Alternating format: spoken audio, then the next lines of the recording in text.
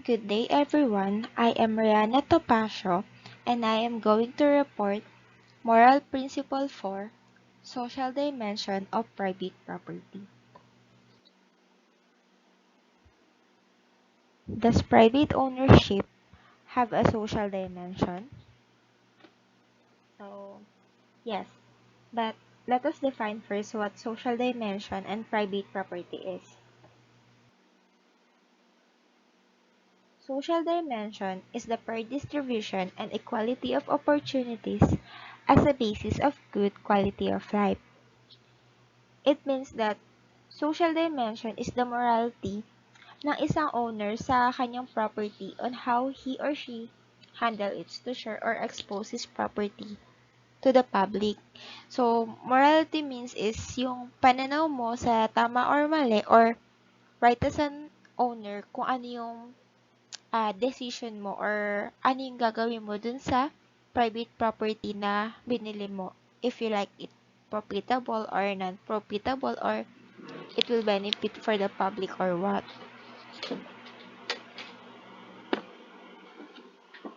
Next is private ownership or private property. Is a means and not an end in itself, that it is a natural personal right with corresponding social obligations. So, private ownership is subservient to the higher needs of the society, so better known as a common good or public welfare. So, alam naman natin na mostly lahat ng mga buildings dito, establishment, for example, the SM malls are privately owned by the businessmen. So, kanino ba yung SM? So, SM malls is owned by Mr. Henry C. So, SM, it provides the basic needs of the people or the public. So, doon natin makukuha lahat ng needs natin like the foods, clothes, everything na need natin sa ating daily lives. So, the meaning of private property is very broad and marami siyang definition and it is defined on how we define them. We can say that private property is related to justice. Why? Because everyone's moral right to have a private is determined ownership. So, yun nga po. Yung private property is meaning ng ownership or sarili mo. So, it's a right to a possession and disposition of any property. So, with this moral right, no other person except you, the rightful owner, is entitled to own and use your property and to dispose of it in whatever manner you deem serviceable. So, yun nga yung example ko po kanina. So, SM, it provides services to the public. Like, aside from that is yung the Ayala Malls and also uh, the billiard group. So, ano ba yung common na property na meron ang bilyar? So, we can say as an example is the Camellia Homes. So, nagpo-provide sila ng mga shelter homes para dun sa mga tao na hindi afford na magkaroon ng, I mean, yung bang gusto nila magkaroon na sila ng sarili nilang bahay, pero, yung, sabihin ba natin na medyo nahihirapan silang bumili ng isang bahay ng baksakan. So, si Villar or si Camellia nagpo-provide ng shelter dun sa mga tao na gusto magkaroon ng sariling bahay. So, nagpapaloan sila, housing loan, ganun, etc. So, yun nga po, it seems serviceable to the public. That's why you bought a private property. So, this definition is according to Maximiano, 1991.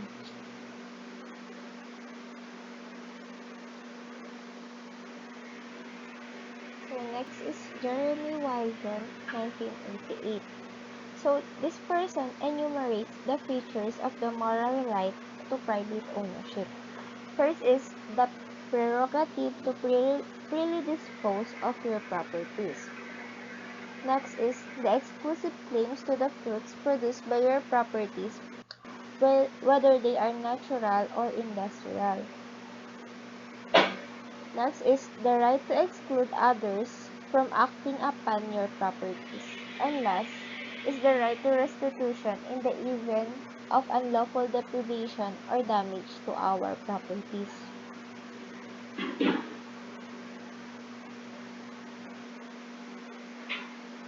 Next slide is the reasons in favor of property right. So, there are four reasons that I am going to enumerate you that can demonstrate that private property is indeed a necessary institution that and that it is a basic to normal human lifestyle. So first of the reasons is the personal reason. So it means that in claiming a private property, it is a necessary right to exercise personal responsibility and self-realization towards a more creative development. So kapag meron kang own property or private establishment, it is your responsibility. So let's say you own a small store in your area, anything that will happen within that store or in your store is your responsibility, like your workers, their needs, and of course, your customers. Without this personal entitlement and other forms of private control over material goods, nobody can be productive.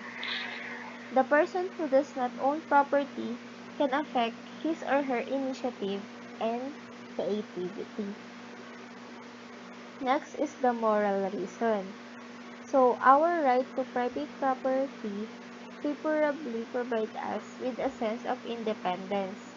So, in moral reason, it serves as a protection for our freedom. So, having your own property gives you the freedom to decide what are you going to do with that. So, it is your morality towards your private property. So, for example, I bought a land in Tagaytay. So, just a small land lang, like a square meter. Ganun po.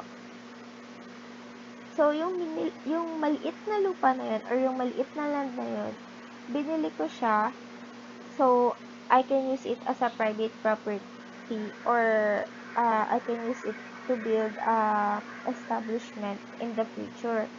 But, before ko mabili yung land na yun, it is a shortcut way dun sa mga taong nakatira within the area para makabilis silang makapunta dun sa kabilang or mga shortcuts, ganun po.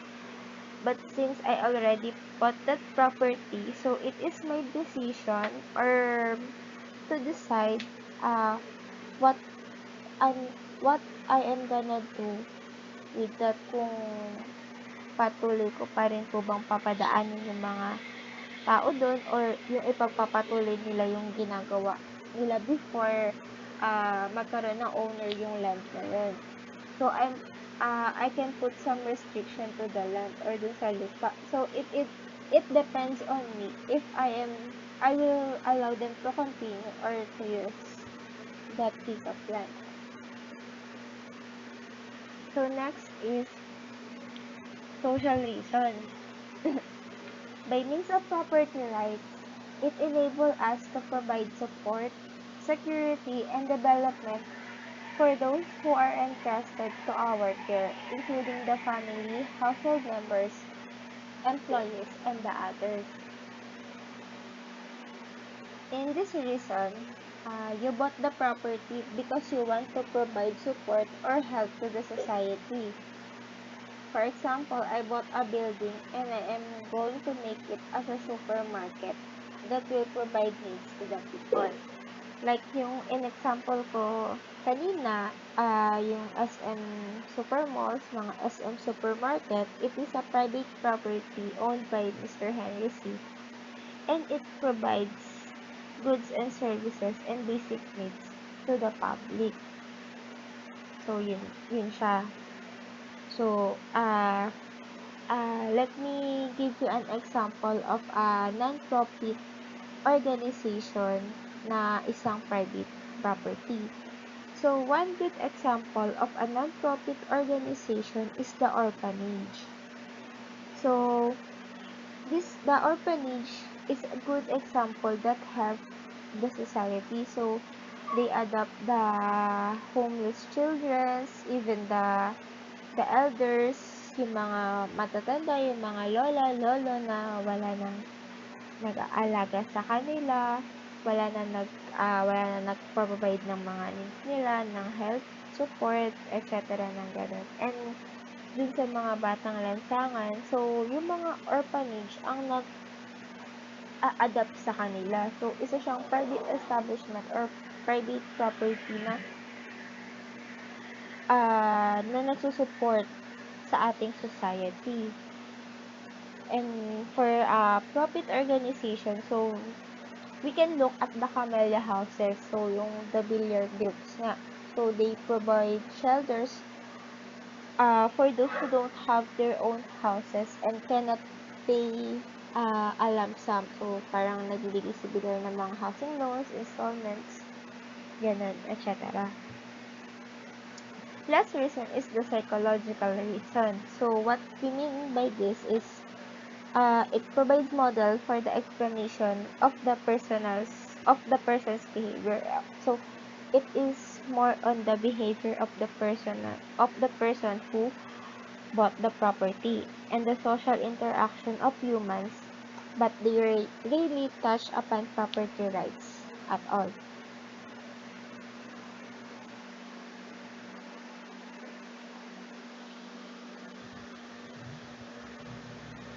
Next is private property rights. So, private property rights are one of the pillars of capitalist economy, as well as many legal systems and moral philosophy. Within a private property rights regime, individuals need the ability to exclude others from the uses and benefits of their property. So, all privately owned resources are rivalrous, meaning only a single user may possess the title and legal claim to the property. So, property owners also have the exclusive right to use and benefits from the services or products they provide. So, dun nga napasok po yung morality ng mga owners o yung freedom kung ano yung gusto nilang gawin dun sa property na yan. So, when it comes to government, private property versus the government, the legal system or the government lays the foundation to protect the individual's property rights. So it ensures that these rights are preserved through punishment of imprisonment and or heavy financial penalty. So property rights aims to protect citizens from the government confiscation. So the ease at which the government can take back property is a serious concern. So many systems try to prevent this. So yung private property, kukuhanin siya ng government to use for some things, pero in a serious concern, or hindi basta-basta mabibili ni government yung private property ng isang tao unless kailangan na talaga siya. So, good example dito sa mga government-owned na from private property then naging government-owned is yung mga kalsada na ginagamit for road widening. So, I'm not sure po if parang common example na siya, yung mga road widening. So, yung may mga bahay po kasi, di ba minsan na yung bahay nila is nasa tabi ng highway or sa tabi ng mga national road. So, before, parang hindi naman siya ganun parang hindi naman, wala namang plan na i-widen yung road nun. So, but now, since na lumalaki po yung population natin, dumadami yung sasakyan, and then, need ng innovation or need na ma-improve yung daan na yun. So, ang ginagawa ng government is binibili nila yung lupa na maaapektuhan sa road widening. So, for example, yung garahe ng bahay nyo, ah, nandun na siya sa parang maapektuhan siya ng road widening. So, ang ginagawa ni government is binibili niya yung lupa na yun. Binabayaran niya yung may-ari ng bahay since maaapektuhan nga yung bahay nila, yung bahay na tinitirikan nila, dun sa gagawin na road widening or improvement ni government na magbe-benefit din naman ang public.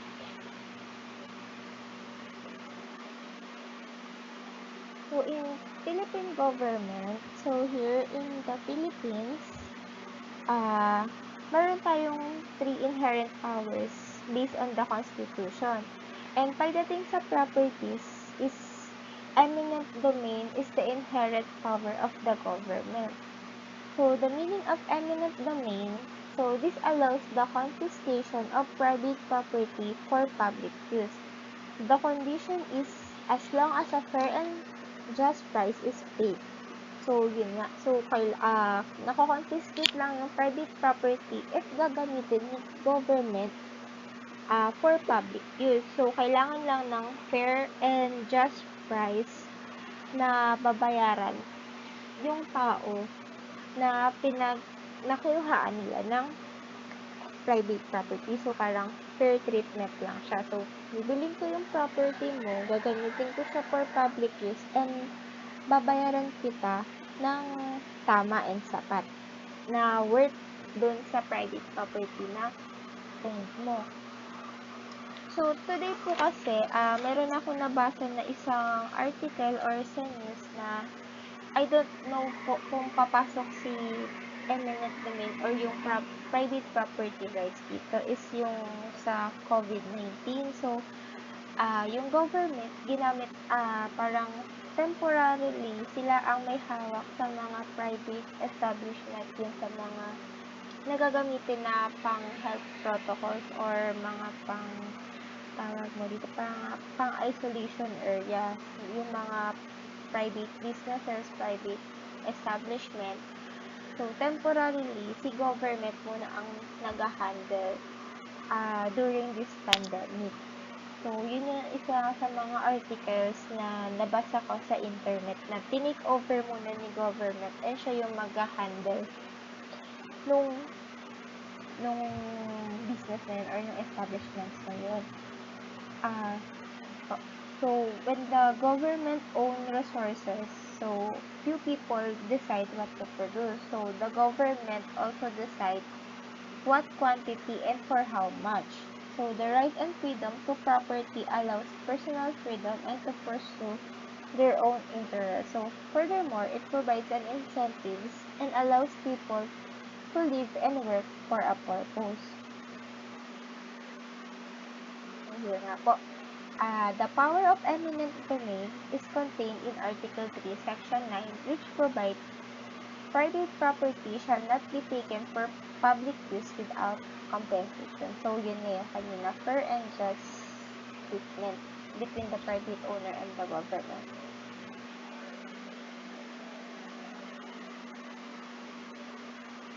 So, why private property is so beneficial for the society?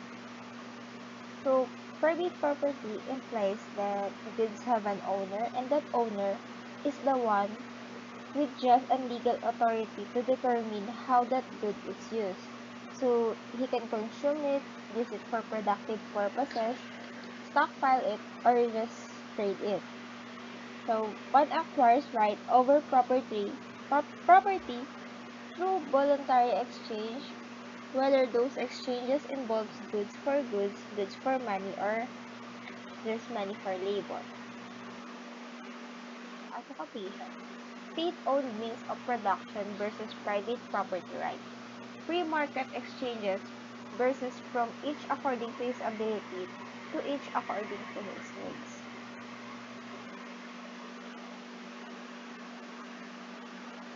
So here are some benefits that a private property benefits for the society and the economy. First is peacefully settling conflicting claims on goods and resources. Next is the formation of price. And last is the efficient use and the preservation of the values of resources.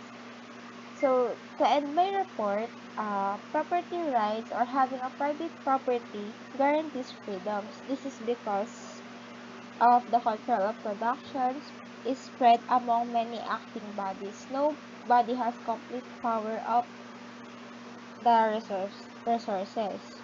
Whether the society or central government controls the means of production, both parties have complete control.